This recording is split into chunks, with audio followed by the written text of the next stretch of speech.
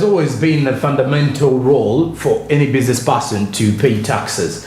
And on that matter, as we kickstart off the second hour of the show, we will be definitely stretching our eyes into how businesses are surviving with the taxes and what should be done. Welcome on board. You're watching Smart Means Business.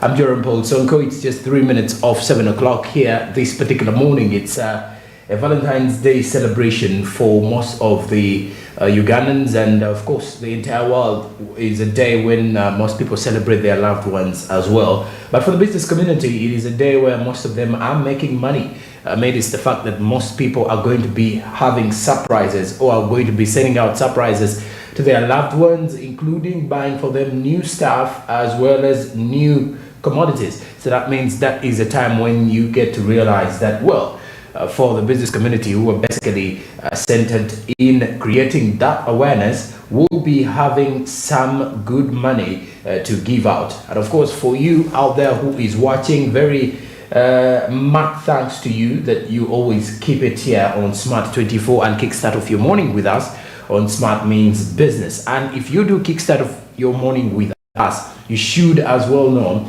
that since the world is actually changing and the world of investment is also shaping up, not only shaping up but also changing into a more digital and organized era, you can invest in securities from anywhere, anytime, between 850. No data, no problem. Zabu allows you to. You are using the Zabu platform. Zabu is a platform which is powered by Optics East Africa and is definitely here for you. You can grow your investments today with the platform by using *292#. Follow the prompts and continue to grow your investments with Zabu. Zabu is a platform by Optics East Africa, and you can select a preferred maturity period just in case you want to invest in a government bond. But remember, it's just 15,000 Ugandan shillings as the minimum amount.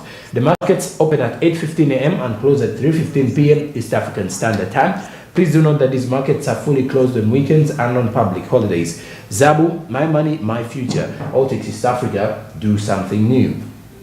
And speaking of that, now we look at businesses and how they're being affected by the available taxes. Well, besides the fact that most of the businesses are crying because of the taxes that they are supposed to be remitting and paying to the government, some of the policy makers or members of parliament do believe that it is a matter of understanding that business people should know that taxes are mandatory, and for anyone to carry out business, then he or she ought to pay these taxes, because these are the taxes that are used to implement what the government intends to do in the near future. And to ensure that the economy is actually growing, taxes have always been dominant. However, but on the other hand, is that in regards to tax mobilization, some of the other legislators do believe that it's better off if the government also creates room or fair taxes that will not make it difficult for the businesses to survive, or that will not make the cost of doing business even more high. And in this update, we look at the taxation in the country. The issue of taxation and the taxes that are being levied at most of our business community is still a very, very big challenge to our economy. As we all know, there are a lot of taxes that are being charged on each and everything in this country, most especially on most of the imports that we have. For example, our dear brothers and sisters who are dealing in the business of selling phones, of importing phones in the country. With paying tax, I would advise all of our people. Government survives because the traders or business people pay taxes. And if these taxes are managed well, other facilities that facilitate trade and business are also organized or worked on by government. I do not want our traders to say the tax is too much. What the committee or parliament needs to investigate is it commensurate with what other countries in the region are paying? And if it is high, government should then intervene. There is one challenge with the Ugandan government. We liberalized everything. What government does is to only levy tax from traders. they do nothing about regulating or how they can intervene. They can't even come in to help our people, the traders. Whenever you ask government to help our people, they refer to EMIOGA, Parish Development Model, such hopeless engagements that have not even helped anybody to come up.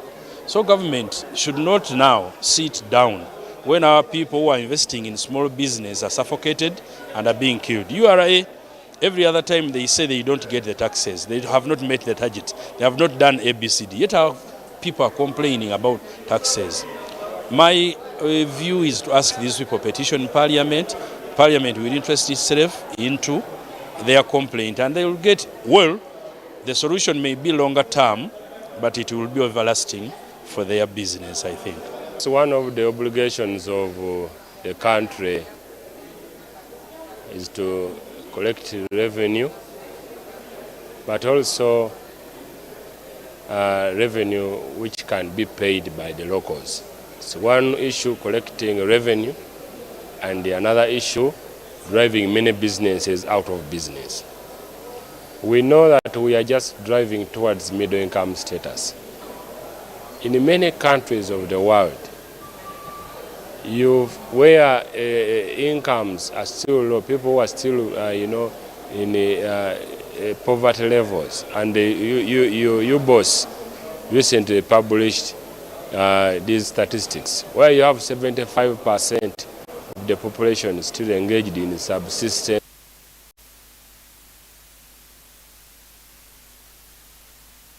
Well, of course, there you have it, that one of the obligation of most of the business people is to make sure that they pay taxes, because at the end of the day, you do expect that, of course, government is going to be collecting these taxes, and these taxes are going to be very fundamental in more of the developments that government has to do with. And of course, remember, even before you start up a business, you ought to have a license to operate. That means, and this time around, things have actually changed a little bit, that you will definitely need to have a license, you'll definitely need to have a TIN number, of which you will be able to at least register your business, pay these taxes and all these. This is to ensure that the tax mobilization in the country is more, is more effective and efficient, if I'm to say. But however, some of the businesses in the country are collapsing due to the cost of doing business. And when we mention the cost of doing business, some of the key highlights under that is inclusive of the rent they're supposed to pay, that is to their landlords. For example, those who are actually renting in arcades or shopping malls, and then those who are actually renting somewhere else, which is besides the mall, or who are actually renting in public markets and all that.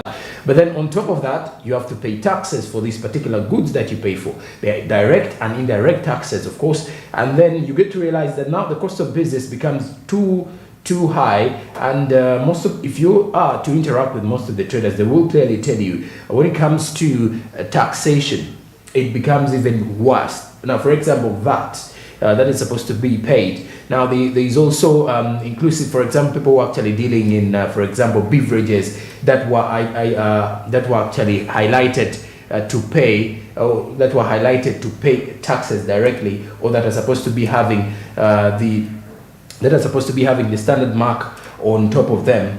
For example, when you look at wines and all those, and these are all things that are actually making it even worse for people to actually remain in businesses. So only those who are actually selling highly, or that tend to sell these products highly, that end up actually benefiting from these particular taxes. But entirely, the situation in Uganda here is actually basing on cost of doing business, and the cost of doing business goes way beyond the taxes though. But however, the taxes also are one of those key highlights that make it very difficult for most of the people to maintain. But however much the business community is urged to continue paying these taxes to comply with the tax payment or the tax system in the country, because at the end of you will be termed an illegal business person if you're not paying the taxes. That means you have to pay them for your business to be to at least be recognized legally. those are some of the key things that are supposed to be looked at as we are into this particular business world and trying to have discussions rotating around the business community. And of course, that is those are some of the key things that we need to at least focus on. Those are some of the key things that we need to have our eyes set on as we continue to look through how best we can position ourselves ahead of the business in the country. But of course, the business community in Uganda does continue to have their issues in regards to the taxes that they are supposed to pay. And right now, let's have our eyes set to the World Government Summit that is in Dubai. That is the World Government Summit in Dubai 2023. Pretty much this time round, when you realize this particular one is that this particular one was is having thought leaders, global experts, and decision makers discussing pressing issues in present time, and it's the 10th edition of the World Government Summit, and which officially kicked off in Dubai.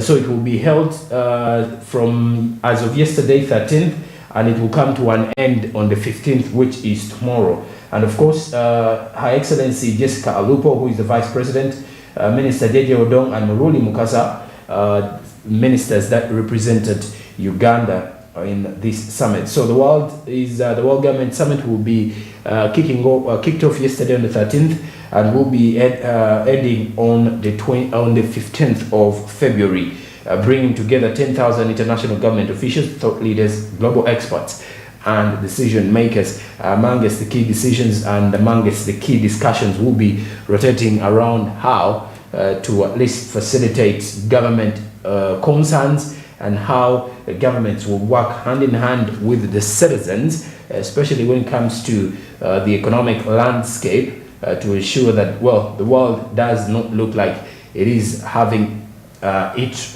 smooth in regards to the economic well-being.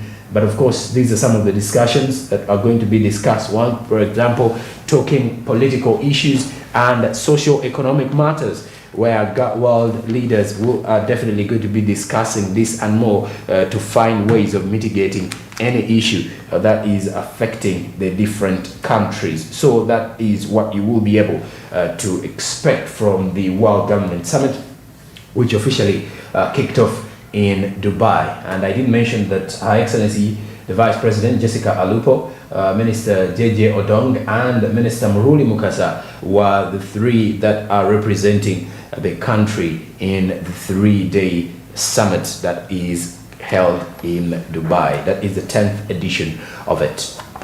And now, with that particular update, we now turn our eyes to the press review this morning.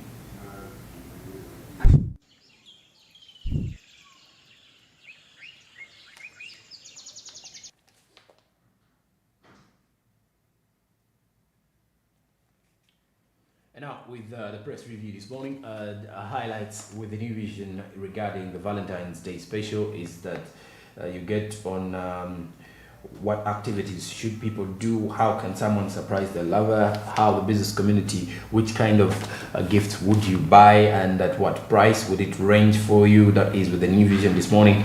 Then also on the other hand is that fraudsters steal 7 billion from Citibank, and this is another report that has been regarding a fraud case from Stanbic Bank, whereby a number of them have been kicked behind bars for withdrawing $1.8 million from customers' accounts, and that is apparently roughly 7 billion Ugandan shillings of the money that was robbed from a customer's account only with the Stanbic Bank. So that is the same report that the New Vision has highlighted this morning. Now, besides that, the Makerere graduation kicks off. First Lady has challenged universities on standards. There is a pictorial of some of the graduates in the first batch of those who graduated yesterday, and of course others are going to be graduated today. The graduation does continue till Friday this week at Makerere University. And then also court bail. What next for MP Sejirinya and Sawanyana after court granted them bail yesterday? That is one of the other key highlights from the press review this morning in regards to those who have received the issue to do with the bail. That is Honorable Alan Sawanyana, and of course that is Honorable Sejirinya. Now, on the other hand, on the other issues of the New Vision, the U.S. Development Agency is in search for opportunities. This is another report in the New Vision this morning. And then also a report has shown gap in data protection competence. This is according to what the New Vision has highlighted as well. So you can definitely get more of that, and also the latest on the forex rates that are trending within the country. And then lastly, from the press review this morning, we turn our eyes to the Daily Monitor. And the highlights here include land grab claims cited in the Kisenyi market fire. I remember there was a fire that gutted quite a number of property yesterday in Kisenyi. That was on Monday morning. And speaking of which, this time around, we take a look at how the land grab claims have apparently been cited in Kisenyi market fire. Now, also on the other hand, our MPs got freedom. There is a detail regarding the 73rd graduation. Makere kicks off week-long ceremony that will be ending Friday. Then also, identity theft racket steals 6.5 billion from bank account. 10 suspects are accused of impersonating a bank customer and stealing $1.8 million, roughly 6.5 billion shillings from his account, were charged at the anti-corruption court in Kampala and remanded to prison. That is yesterday. The syndicate is accused of stealing the money from the bank account of a businessman. And then furthermore, KCCA unveils roadmap for city infrastructure projects. That is another report in the Daily Monitor this particular morning. And then also there is a list of who are the PhD graduates from Makere University. You will definitely get to see most of them in here. Now also there is a detail regarding more business updates here with the Daily Monitor, so you will definitely grab yourself a copy and see more coming in from there. And well, that is it for the press review this morning.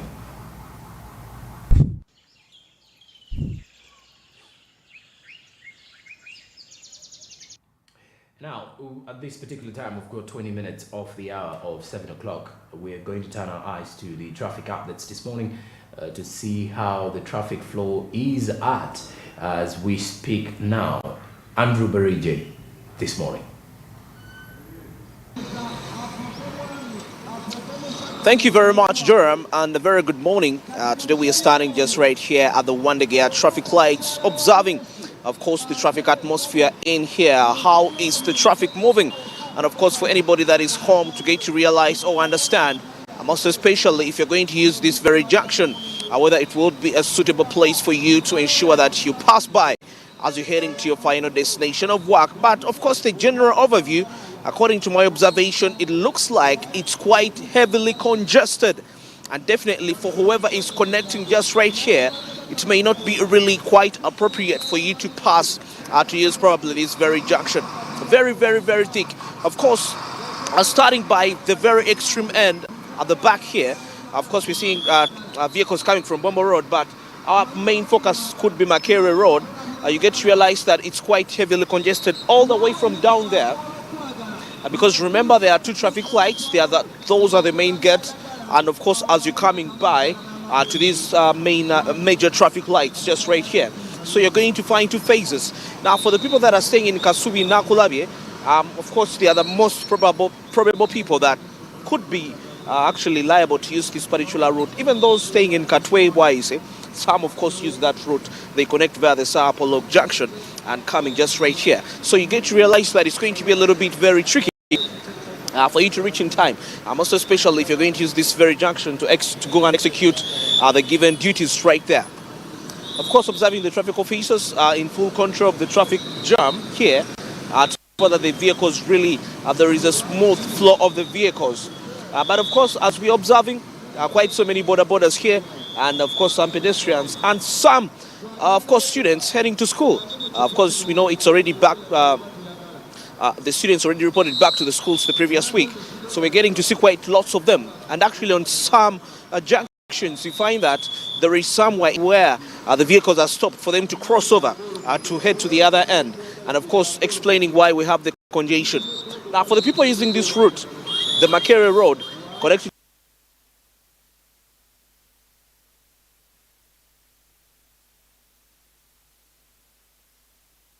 to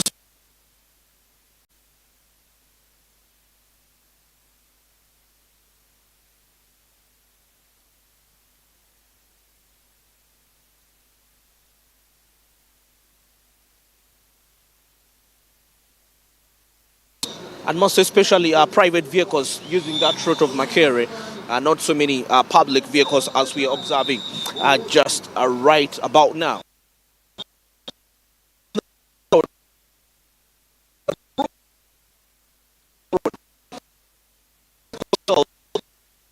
About 3 to 5 minutes. A heavy fleet just that is heading away from the back.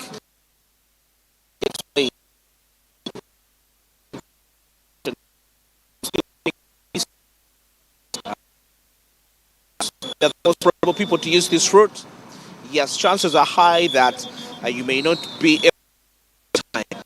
So you could probably figure out other best alternatives that could actually work for you much more better, and you will be able to reach in town appropriately. So that is the situation as we're observing in here. Yes, borders also respecting the traffic lights, the traffic rules right here, which is quite unfortunate, something which is rare, let me say. Yeah, but we are seeing some that now we're seeing the vehicles just released in a few intervals, but still that doesn't guarantee that there is a smooth flow. For whoever's going to connect to this road and they're heading to town, it's not really an appropriate one to use.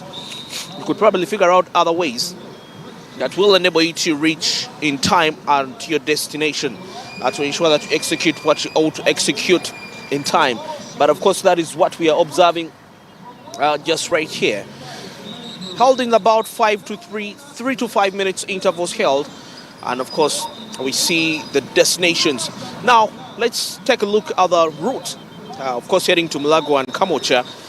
For the people that have the residents of those areas, I think I will say it's the only route that seems a little safe.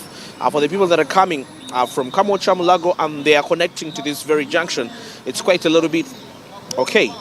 You might be able to reach in the appropriate time. As you can see, you don't find a very heavy fleet of them. And when I talk about a heavy fleet, I mean a very long line stretching, making it a little bit. This road.